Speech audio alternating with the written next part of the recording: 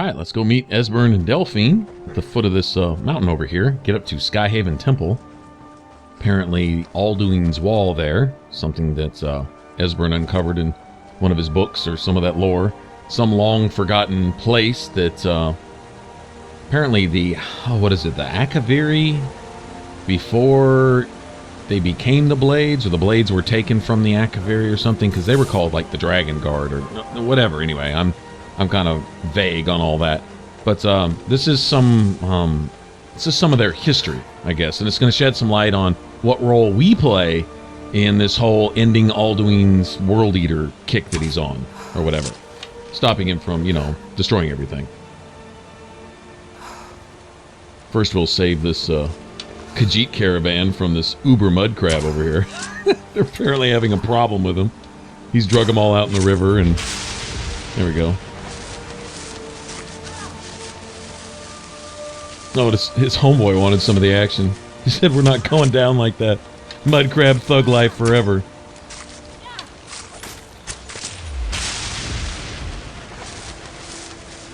Mud crabs certainly aren't scared to fight, are they? Actually, I don't mind a few free soul traps. Need to recharge all my stuff, really. Who's that jumping up and down? You hear that? Huh. So on the way here, we're gonna run into, like, uber epic super battle, man. There's always a dragon that spawns here. Always has for me. In fact, sometimes two. And then huge fight against Forsworn. I don't know if we're about to run into like the biggest Forsworn camp in the Reach. It seems like it. Twice as many Forsworn as you're normally going to meet really anywhere else. Although when we went up towards Hag's End, the what was that? That hidden veil or whatever, that area right there before you actually got up to where the Hag Raven who kept disappearing and reappearing. Oh sweet, look at that. There we go. Max out our one-handed damage. I may sink some points in the Bladesman. I haven't decided on swords or axes yet. I don't know. Probably swords. I'm digging the way the iron swords look over the rest of the iron weapons. But axes do tend to get a little more stagger. I don't know. We'll figure it out. Yeah, let me recharge all this crap. But there were quite a few Forsworn there in that veil right before Hag's End, but nothing compared to this. This is bad. And I guess just having a dragon around makes it worse. But it's always the case when I come here. Another thing is this is the one place in the game... I guess I would compare it to the Strip, maybe? Or the Red Canyon, where the... oh, what's their face? In New Vegas. Fallout New Vegas, I'm sorry. Oh, what are they called? That gang that hangs out over there in that one canyon. The ones that are... I don't know. Anyway... laggy spots. For some reason, right here, especially this spot in the Reach. There's some other spots in the Reach where it tends to get a little, where the game starts to stutter a little bit, but this spot right here has traditionally been the one place, both on Xbox and PlayStation, where the frame rate drops to like that, just like a straight potato. I mean, it's horrible. 3 frames a second, at best, you know, that type of thing. So, yeah, New Vegas was like that too. It had spots where I could just expect to run in, and if the game didn't just outright freeze, it was going to bog down to the point that you couldn't even change weapons. You could barely fire or shoot or do anything. This is kind of like that, or normally kind of like that. And I don't know, maybe it's because it's a lot going on. Because like I say, it seems to me there's more Forsworn packed into one small area here than other places. And then you always stack a dragon, or like I say, sometimes 2 on top of that, and that's pretty bad. Khajiit has wares, if you have coin. Oh, awesome, man. I love that line. Khajiit has wares, if you have coin. Very cool. That's my favorite line from the Khajiit caravan. All right, let me go ahead and just sell some junk. No, Khajiit aren't shifty. They're the only merchants, other than Tenelia, who always have at least 20, 30 lockpicks on hand. And love to buy your skooma, too. Also, they normally sell moon sugar, too, I believe. I mean, of course, right?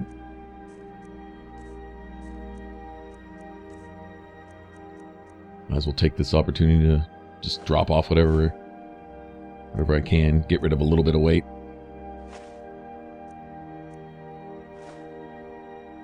We can expect once we actually get up to, what is it, Skyhaven Temple? Is that what it's called? Anyway, once we get up there, it's basically a blade sanctuary. There's a really cool weapon up there. Unique weapon in the game. Also, I believe if you follow out the blades and do a certain thing, which I'm not going to do in the game, but they want you to, let's just say kill somebody. Just leave it at that. Oh, you already know what I'm talking about anyway, but just for spoilers. Anyway, if you go ahead and kill that person, then you get, I think it's essentially unlimited access to blade swords. You know, the one-handed katanas. I believe they will respawn in a rack. There's like a weapon rack or something up there that I believe that's the case. Often by this time in the game, my enchanting and smithing's up, and whatever I'm going to do with a particular weapon, I'm able to do, so I don't need like really a lot of multiple copies of it or whatever. But you find that one down in Delphine's basement, and you're like, oh man, I need a matching one so I can dual wield katanas. I mean, who doesn't want to do that, right? And then I believe this is an opportunity to get several of those, so you can make different kinds. Anyway, whatever. Not worried about it. Now, if they were iron katanas, that'd be different. I'd run around with iron katanas.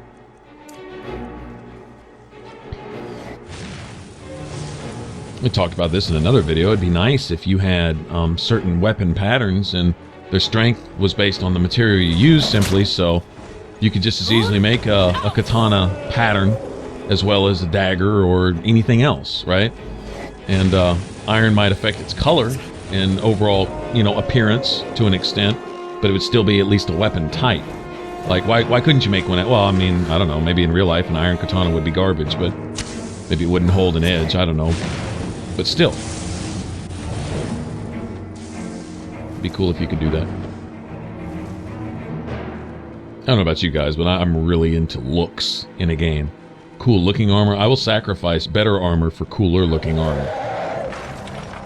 And same goes with weapons. Sometimes you come across just a really badass looking weapon, and then you find something that's better than that weapon, and it looks like ass. And you're like, no, I think I'll keep this one. It's just way too cool.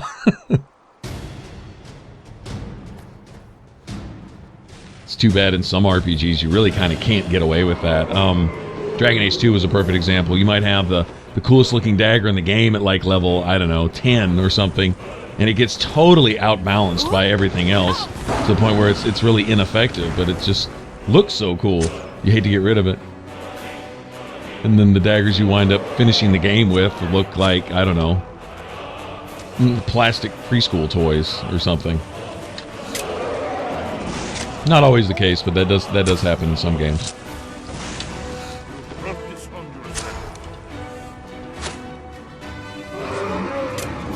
That is not on your end. That's actually the game here. Honestly, I'd rather the dragon glitch out and lose all his frame rate than me. I'm totally cool with that.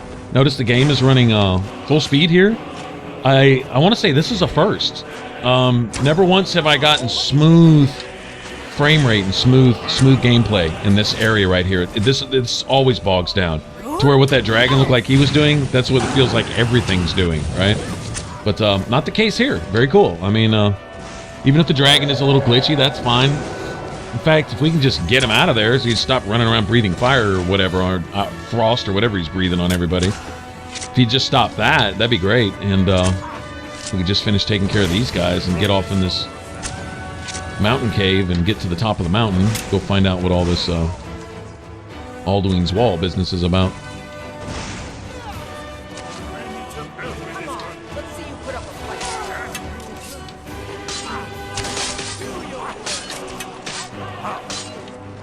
They really did a good job with the archery tree in Skyrim, in my opinion.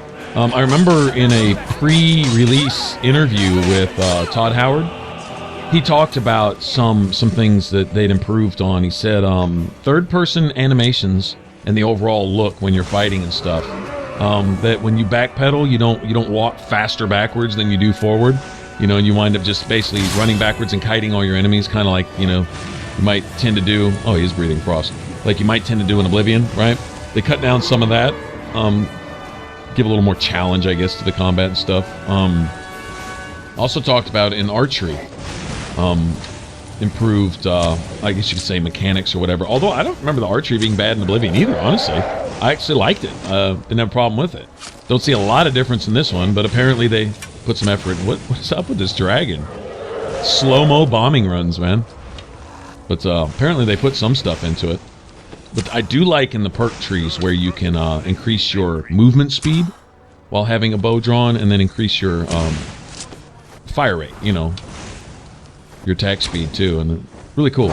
Or your, you know, the time it takes to actually draw your bow. That all that equals out to is just being able to obviously fire more full strength arrows, right? Oh wow, I had a black soul gem. Cool, very cool. Okay, well, apparently we hurt the dragon enough to knock his ass out of the sky. That's a good thing. But now he's down here breathing his icy lips on everybody. He's nice shooting ice storms. Okay. I think he's softened up enough. Just a few arrows ought to do it. Go see if he'll give us his soul. I really couldn't care less as long as he's out of the sky, not bothering us anymore. That's awesome. It's bad enough you got about 50 Forsworn Ravagers and Briarhearts and what have you over here. So you have this dragon doing strafing runs at the same time. Not cool. Yeah, see, these Forsworn, they're not a joke. They're knocking down Esbern and Delphine and stuff. And I can't even imagine where poor Uthgerd is at. She probably got one-shotted by something. Poor thing. That's cool. Esbern can heal and stuff. Very cool. Oh, thanks, Esbern. Hope that wasn't friendly fire.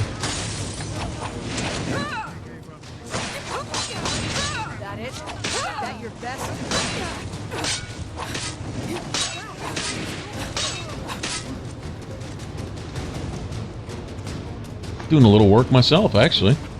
A little bit. Getting better. With all these black soul gems on hand, let's go make some gear too. We'll go ahead and get all this squared away, and before we head off to actually start Dawnguard. I'm sorry, guys. I really couldn't care less where I'm at in the story now. Really, I kind of. I mean, I want to get to a certain point, kind of get everything together. But I really want to head over to get Serana and start all that kind of stuff. Haven't done the Dawnguard DLC in a while, and I remember it being a lot of fun. It's really cool. Totally worth it. Really big, rich DLC with lots of stuff, new things to explore. You even get to shoot your way off to a kind of an Oblivion type realm for a minute, and even though there's no Oblivion towers and sigil stones to go close, which I definitely miss those, still, it's an Oblivion type realm, and it's pretty cool. Pretty hectic too, kind of dangerous.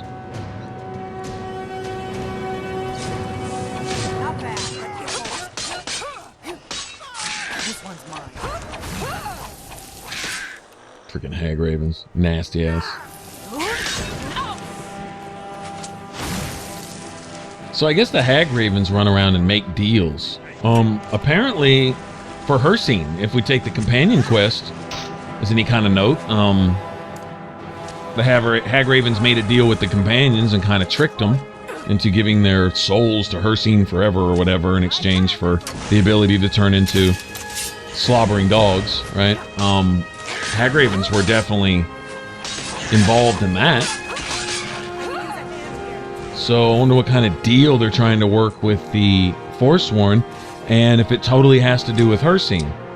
And if there's going to be some future something in the game which maybe calls for the Reachman of the Fort. Nah, I think that's a stretch. I'm not going to say the Elder Scrolls wouldn't return to Skyrim, but evidence would show they would visit every other area of the game first. You know, we still got, what, Hammerfell and elsewhere and stuff like that to go visit, so probably not. I was going to say maybe something on the Reachman actually taking back over Skyrim. Skyrim for the Nords. Well, now it's Skyrim for the Reach, you know, Skyrim for the Bretons and all that. And maybe her scene being the chief antagonist in that one. In this, it's Alduin, so it's really not a Daedric lord. Like, you know, you had Mehrunes Dagon in Oblivion. Not sure who was the main antagonist in Morrowind. One of you guys would know, though. You might want to throw that in the comments down below. That'd be cool. But anyway, in this, it's Alduin. They kind of take a break away from the whole Daedric thing. Daedric Lord's trying to, you know, conquer Nirn or whatever. Even Elder Scrolls was based on that. It was Molag Bal trying to take over all of Nirn and basically make his realm and the realm of the worldly realm the same or something, with all of his anchors and all this and that. Refashion Nirn into an Oblivion plane type of thing, something.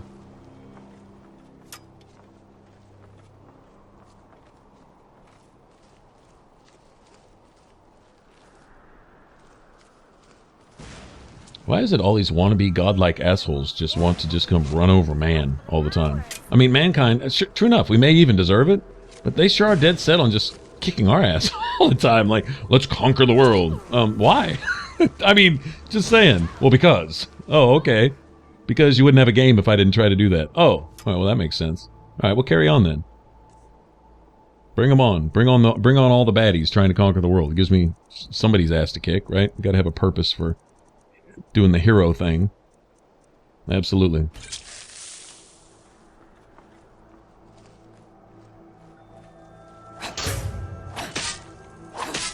Take that. Yeah, I don't hear her getting up and one-shotting me with whatever magic she's got in her fingertips.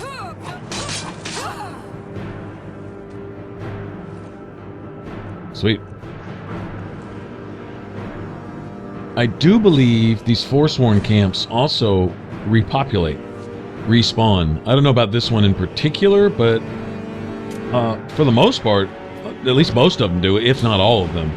And so that's great for my character because I basically have unlimited sets of armor to come grab. If I need a new headpiece and a new, you know, maybe I want to redo my armor and put some different enchantments on it or something, or something like that, then can always come back here and... Oh, sorry, Delphine. I thought... My bad. Poor Delphine. Well, I'm glad she's unkillable at the moment. Poor thing.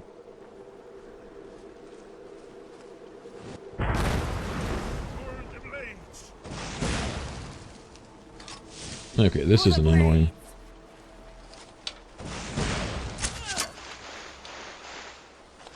What's up? Yeah, anyway. So endless source of gear.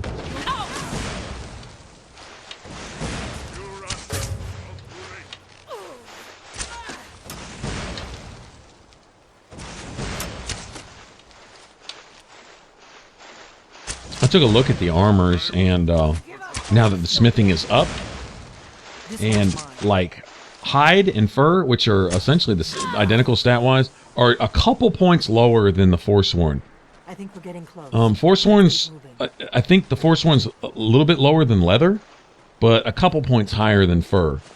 I mean, it's still technically fur armor. It's like, I don't know, advanced fur armor or something. I just like the way it looks. I really couldn't care less what the stats are. Kind of the whole point was to do a fur armor run, but you might as well look good while you're doing it. So this is definitely the coolest looking armor as far as all that stuff goes. I mean, technically you could count the Savior's hide also, because I believe the Savior's hide takes... Well, you know, I don't remember what it takes to upgrade that. I believe you can smith it. I believe you can actually improve it if you have the skill to improve enchanted stuff. I thought it was just leather. I don't know. I mean, even fur armor takes leather to upgrade, as far as that goes. But, I mean, Savior's Hide, it has really good stats, and it looks really cool. Actually, it fits really well with the Forsworn stuff. You could interchange it for the main chest piece for Forsworn armor, and it's very similar. It has the same tribal thing going on, which is another thing that kind of connects her scene to the Forsworn and their dealing with hag ravens and all that. I mean, if you think about it, I don't know if that has any significance or if that plays into any future parts of any of the Elder Scrolls games. I don't know.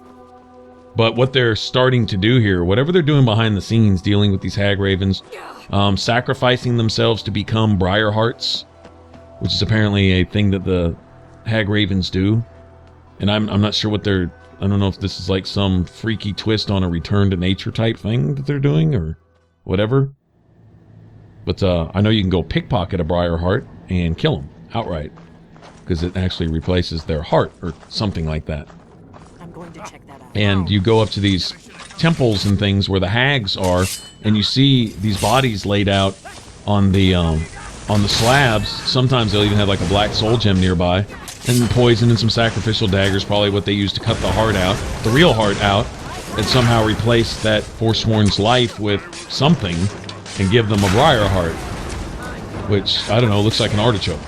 But whatever. Oh, artichoke heart? I wonder if that's like a pun. Anyway.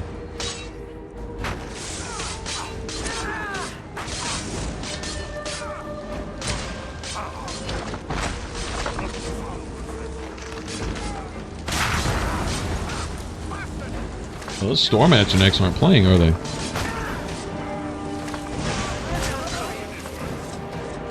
I need to get to where I can summon some of those. I think I'm going to lean towards, on my armor, when I do enchant it, I think I'm going to lean towards reducing Conjuration's costs. Because, you notice, I still haven't, to this, at this point, still have not put a point into magic. But I'm still able to summon and do everything. I may have just barely enough magic to do it, but I can still do it. And Magicka is regenerating faster anyway, the higher level you go. It does that kind of on its own, so increasing my Magicka regeneration isn't really necessary. I'd like to max out whatever cost reduction I can get on Conjuration spells, and perhaps get to the point where I can straight up conjure I don't know, a master level summons. Once my Conjuration skill is at 100, it'll reduce the cost anyway. Then I reduce it even more.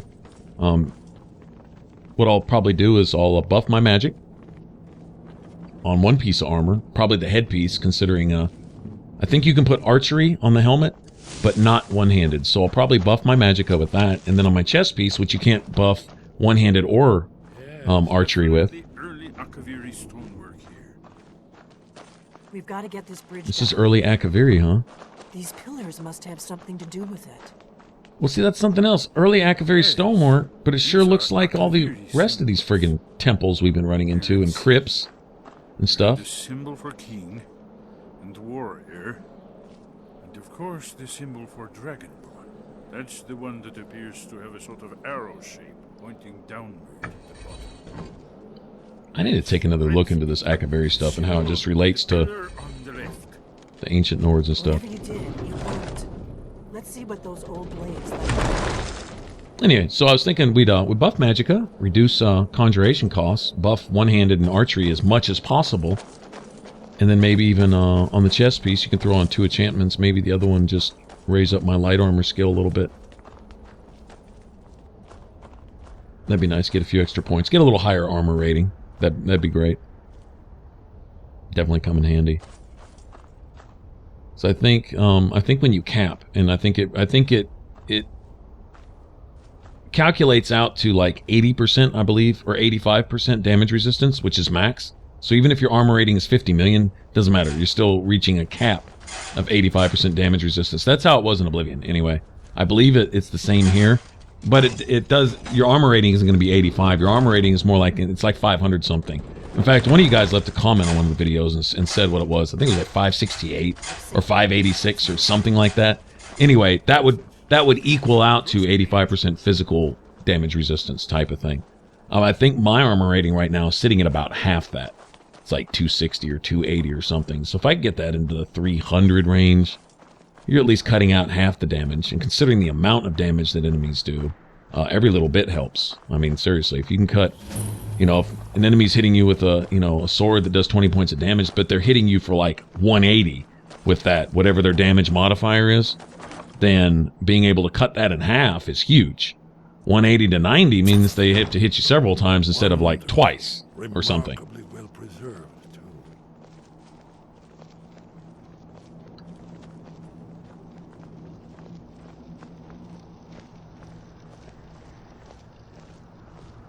Okay, I want to point out something here in a second.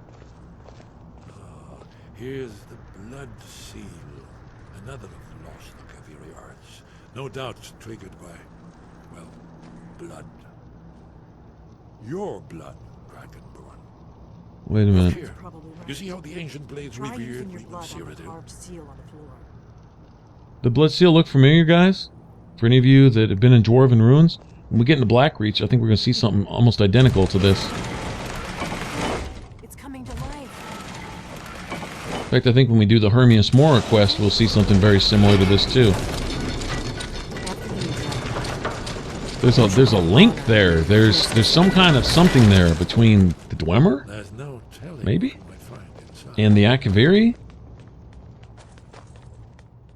I'm not saying that. No, I'm not saying the same. In fact, like I say, but that seal and the seal that you see when you go to, you'll see when we get to the Hermias Mora thing, and then I think when we get down around where the Elder Scroll is in Blackreach, there's something like that too.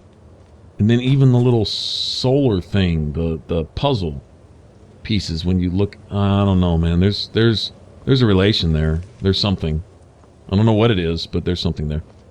All right, well here it is, Alduin's Wall, and this is apparently the old Akaviris. They recorded their history like this, lots of symbolism and stuff. I think this is also the wall that they show kind of come to life in the Skyrim trailer, way back when. For any of you guys who watched the trailer like 653,000 times before November 11th rolled around and they actually released the game.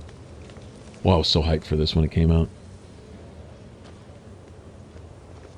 Off to the side, if you look, it looks kind of like the, the Skyrim, the dragon symbol, the little diamond-shaped dragon-type symbol.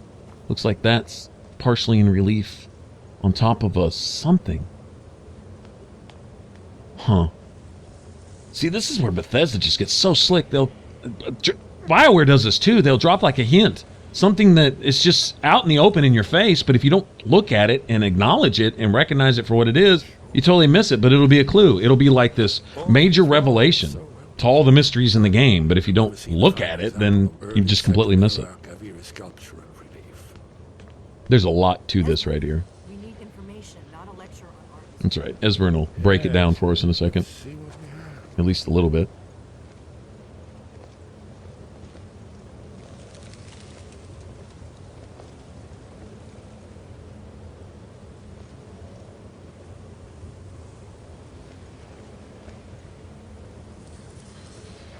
Isn't it amazing? Ah, thank you. Excellent. Now, where were we? Look, here is Alduin. This panel goes back to the beginning of time, when Alduin and the Dragon Cult ruled over Skyrim. Here, the humans rebelled against their dragon overlords, the legendary Dragon War. Alduin's defeat is the centerpiece of the war. You see, here is fallen from the sky. The Nord tongues, masters of the voice, are arrayed against him. So does it show how they defeated him? Isn't that why we're here? Ah, patience, my dear. The Akaviri were not a straightforward people. Everything is couched in allegory, mythic symbolism. Yes, yes. This here, coming from the mouths of the Nord heroes, this is the Akaviri symbol for shout. But there's no way to know what shout is meant. You mean they used a shout to defeat Alduin? You're sure? Oh, yes. Presumably something rather specific to dragons. Or even Alduin himself. Remember, this is where they recorded all they knew of Alduin and his turn. So we're looking for a shout then. Damn it. Have you ever heard of such a thing? A shout that can knock a dragon out of the sky? Nope. You're probably right. I was hoping to avoid having to involve them in this, but it seems we have no choice.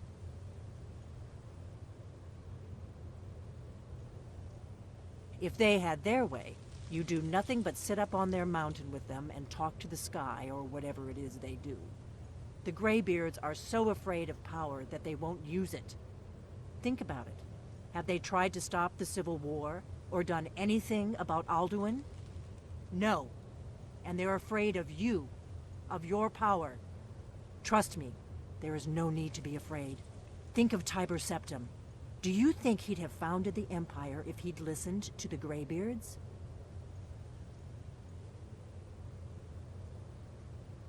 Only if you don't know how to use it. All the great heroes have had to learn to use their power. Those that shrank from their destiny, well, You've never heard of them, have you? And there are the villains, those that misused their power. There's always a choice, and there's always a risk. But if you live in fear of what might go wrong, you'll end up doing nothing. Like the Greybeards up on their mountain. Right. Good thing they've already let you into their little cult. Not likely they'd help Esbern or me if we came calling. We'll look around Skyhaven Temple and see what else the old Blades might have left for us. It's a better hideout than I could have hoped for. Talos guard you. Look here, in the third panel. The prophecy which brought the Akaviri to Tamriel in the first place, in search of the Dragonborn. Here are the Akaviri, the Blades. You see their distinctive longswords.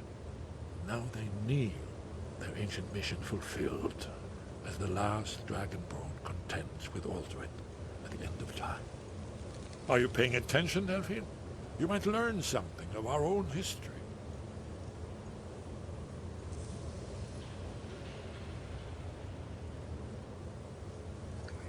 Oh, man. Okay.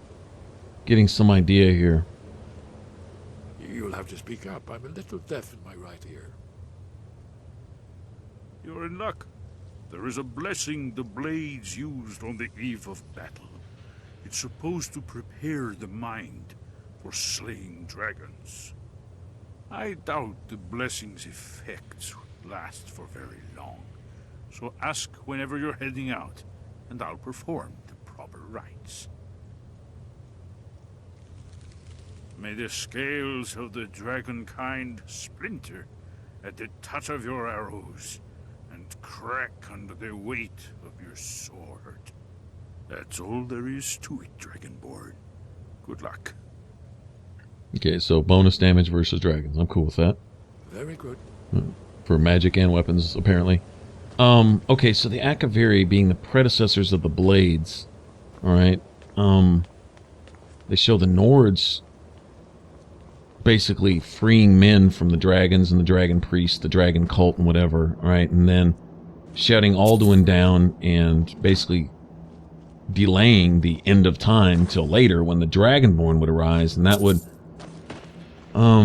so that this is just a thought, okay? All the emperors and the dragon blood, I guess you could say, that has been kept on the throne to keep the dragon fires lit, correct me if I'm wrong, something along those lines, it's really all just kind of like passing time until the actual Dragonborn, which would be our character here, right? The Dovahkiin, him or herself, comes about to actually bring an end to all time. And it shows the Akaviri fulfilling their ancient mission, but it's essentially the Blades doing it. But there was also mentioned that the Akaviri were the forerunners of the Blades. They were called the Dragon Guard, and the Blades being the guard of the Emperor, which would be the dragon line, or the dragon bloodline, or something along those lines, I guess. Blessed by Akatosh, or whatever.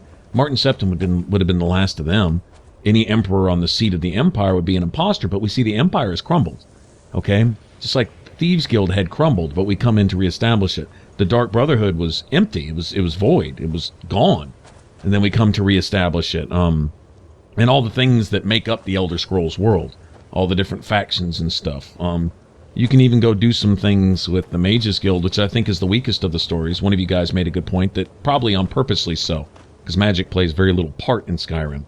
Skyrim's more barbaric, very rustic, more about iron and steel and fur and blood and stuff, you know, not so much fireballs and, you know, fancy-dancy magic and stuff. So anyway, but so the Akaviris fulfilling their missions would have been in the person of the Blades, which would be essentially Delphine and Esbern here.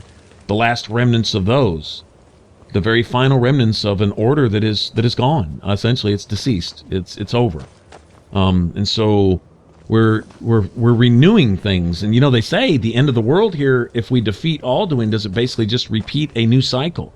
And where does that start? And what does it start with? If it's not dragons, who's the new antagonist for the ages? You know what I mean? Or do we just delay it and the dragons return? Anyway, just some questions and stuff. But that's pretty cool, kind of linking the Akaviri and the Blades. Still don't know what that has to do with the Dwemer. And that blood seal that the Akaviri put down strongly resembles a dwarven lock. Interesting.